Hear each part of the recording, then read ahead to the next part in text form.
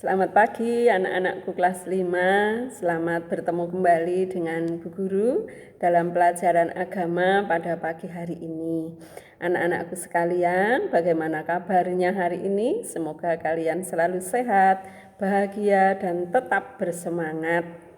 Anak-anakku, hari ini Bu Guru akan menyampaikan materi pelajaran yang berikutnya, yaitu yang berjudul Salomo Raja yang Bijaksana atau Salomo yang bijaksana. Anak-anakku sekalian, Salomo ini adalah putra dari Raja Daud.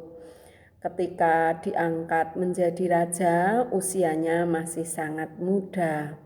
Untuk itu, pada materi hari ini, pada suatu malam di kota Gideon, Tuhan menampakkan diri kepada Salomo dalam mimpi, tidak bertemu langsung. Anak-anakku, dalam mimpinya Tuhan bertanya kepada Salomo, "Kamu minta apa?" Nah, biasanya seorang raja itu pengennya adalah menjadi raja yang hebat, menjadi raja yang kaya raya, menjadi raja yang umurnya sangat panjang. Nah, tetapi Salomo ini berbeda. Ketika Tuhan bertanya kepada Salomo, Salomo menjawab, dia ingin diberi hati yang bijaksana atau minta kebijaksanaan. Nah, dari situ Tuhan nanti akan memberi kepada Salomo itu adalah hati yang bijaksana, juga akan ditambahkan dengan kekayaan, umur yang panjang, nama yang besar. Nah, itu adalah rahmat dari Tuhan. Karena Salomo permintaannya adalah sangat baik. Anak-anakku sekalian, karena Salomo menyadari bahwa usianya masih sangat muda dan orang-orang yang dipimpin itu tentunya sangat banyak dan umurnya juga sudah banyak yang sudah tua, pengalaman dari yang dipimpin itu juga sudah banyak dan Salomo masih sangat muda, tentunya pengalamannya juga masih sedikit, maka dia minta umur yang panjang.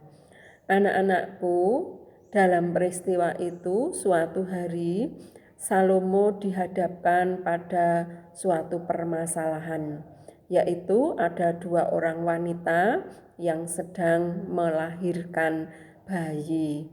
Nah, dalam tempat yang sama, lalu bayi itu semua lahir dengan selamat.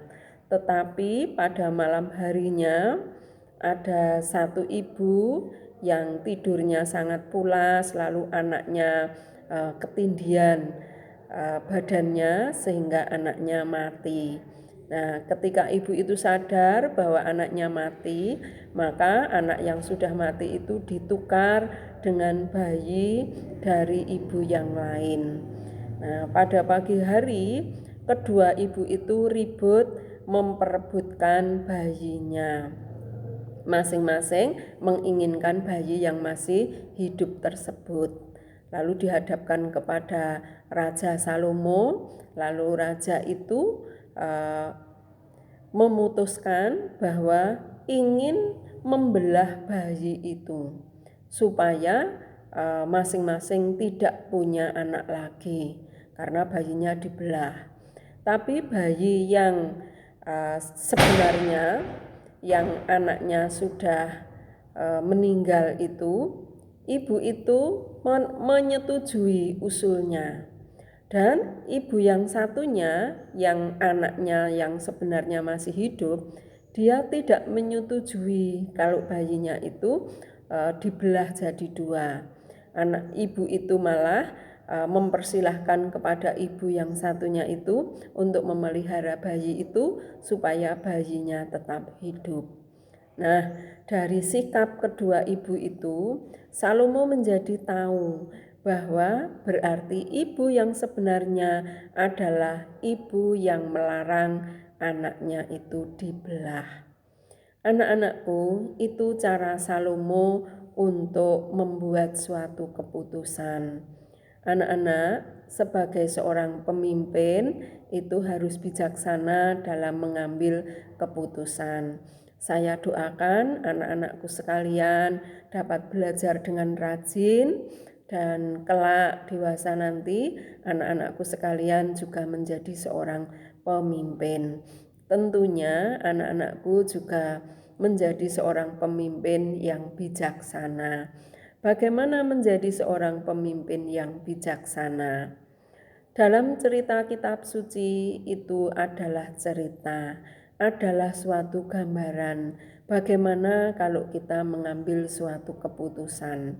Jadi kalau mengambil suatu keputusan harus dipikirkan matang-matang, dicari bukti-buktinya, dicari sumber-sumber yang bisa dimengerti, yang bisa diikuti kebenarannya.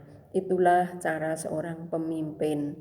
Lalu seorang pemimpin juga mengambil tindakan yang bijaksana, yang adil, yang tidak pilih kasih, tidak mementingkan kepentingan diri sendiri, tetapi lebih mementingkan rakyat. Memimpin juga dengan kasih, tidak memimpin dengan kekerasan. Itulah anak-anakku materi pelajaran agama hari ini. Untuk lebih jelasnya, anak-anak bisa membaca dari LKS halaman 30. Itu judulnya Salomo yang Bijaksana. Dibaca materinya sampai halaman 32. Nanti kalau sudah selesai, anak-anak mengerjakan latihannya, soalnya halaman 33 sampai halaman 35. Anak-anakku, sebelum kalian mengerjakan, kalian buka dan kalian tutup dengan berdoa. Semoga Tuhan selalu memberkati, memimpin dan menuntun kalian semua. Semoga kita semua selalu sehat. Selamat pagi, berkah dalam.